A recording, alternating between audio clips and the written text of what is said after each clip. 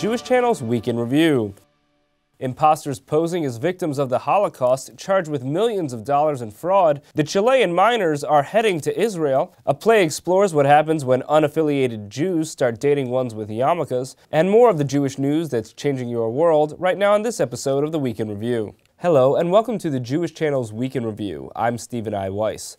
Saber-rattling over Iran reached a new level for Israeli Prime Minister Benjamin Netanyahu this week when he told an audience of Jewish leaders that Iran must face a, quote, credible military threat because he feels sanctions haven't worked to keep Iran from further development of its nuclear program.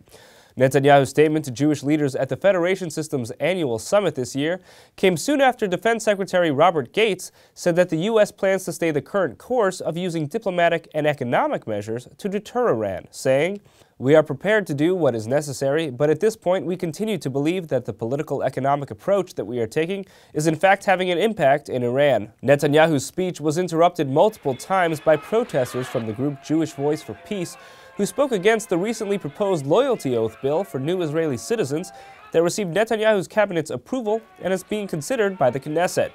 Meanwhile, Netanyahu is facing criticism from the United Nations, the White House, and others for Israel's recently announced plans to build hundreds of housing units in East Jerusalem.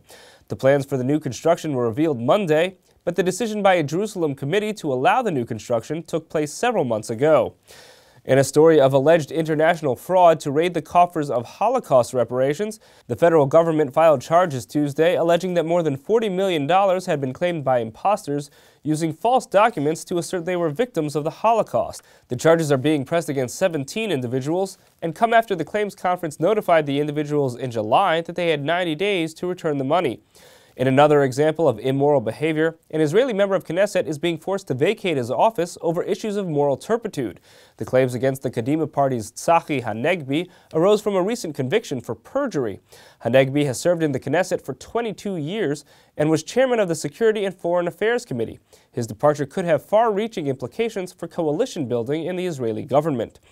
In a story that will bring Israel positive attention, the Chilean miners rescued recently after months trapped in a mine have accepted an invitation to visit Israel with all expenses paid by the Israeli government. However, the 33 miners have said they only want to go if they can bring family with them, and Israel hasn't yet committed to covering expenses for the additional 70 potential travelers. While Israel tries hard there to make a match, there's another area of Jewish life where traditional matchmaking runs into difficulties. What happens when non-observant and yarmulke-wearing Jews get together? Rebecca Honig-Friedman finds out. Can I really date a guy who wears a yarmulke? That's the title and the question at the center of a new play on stage at the Knitting Factory in Brooklyn, New York this month. It's about a culturally Jewish girl who falls for an observant guy. So it's like every romantic comedy you've ever seen, only different. This first-time playwright, herself culturally Jewish but not ritually observant, was inspired by her own experience on a Taglit Birthright Israel trip a few years ago. I felt compelled to sort of write about it and try to work out my feelings about Judaism through my writing. And some of the cast members have connected with the questions the play poses about Jewish identity as well. Catherine Lefrere, who is half Jewish, plays Eleanor, the non-observant main character who struggles with dating a modern Orthodox Jewish man. She's very opinionated and sort of can be at oftentimes, and I think this is what makes her so human, a little closed-minded, and I think that's the play is about Eleanor's growth in terms of compromise and compromising with someone that she falls in love with. It's a struggle that Lefrere said she can relate to. I grew up with very little religious upbringing in any way, from either side of my mother or my father. So for me, I really identify with her because I think if I were to fall in love with someone who was so extremely religious, I would think that there would be some serious differences in our beliefs and practices. Eleanor's yarmulke-wearing boyfriend, Aaron, is a nominally modern Orthodox doctor. He's got his ducks in a row and it's time to find the right woman, settle down, and have some children. Raise a mishpacha. But Aaron's not quite sure if the modern Orthodox lifestyle is what he wants.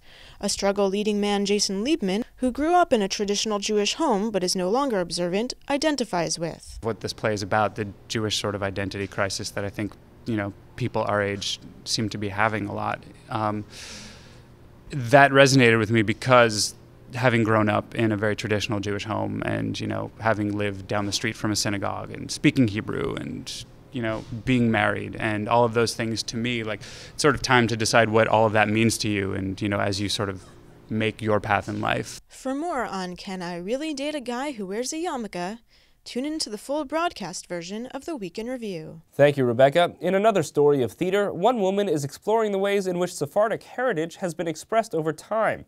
Christian Neen reports. Leila Brukim has made a name for herself in Spain's competitive flamenco dance profession.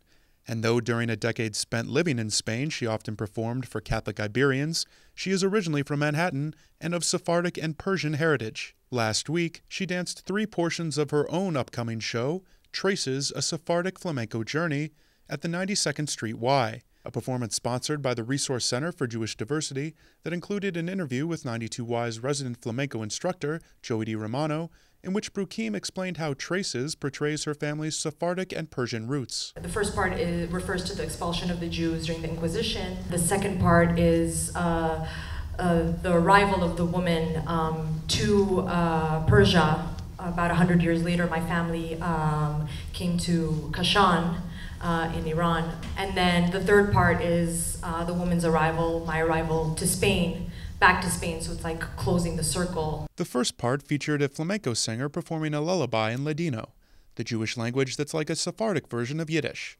Though whereas Yiddish contains a heavy German influence, Ladino is heavily influenced by Spanish.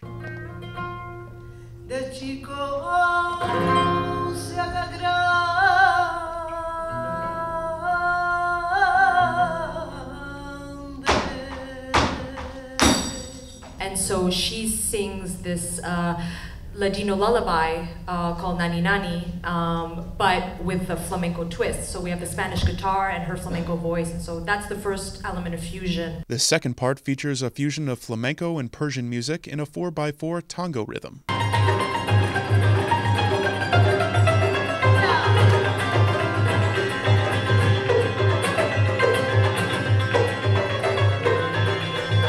I wasn't supposed to be dancing, but I just got inspired, and that was improvised, by the way, a little secret. Got up and gave my little, Persian shoulder thing going on. To hear more from Brukim on the role of Jewish women in Traces, please tune into the full broadcast version of the Week in Review. Thank you, Christian. That's all for this week. For more news and analysis from the Jewish Channel during the week, please check out our blog at newsdesk.tjctv.com. From all of us here at the Jewish Channel, be well. The Jewish Channel is available on cable: IO Optimum Cable Channel 291, Time Warner Cable Channel 528, RCN Channel 268, Verizon Fios Channel 900, and Cox Cable Channel 1. For more information, visit tjctv.com.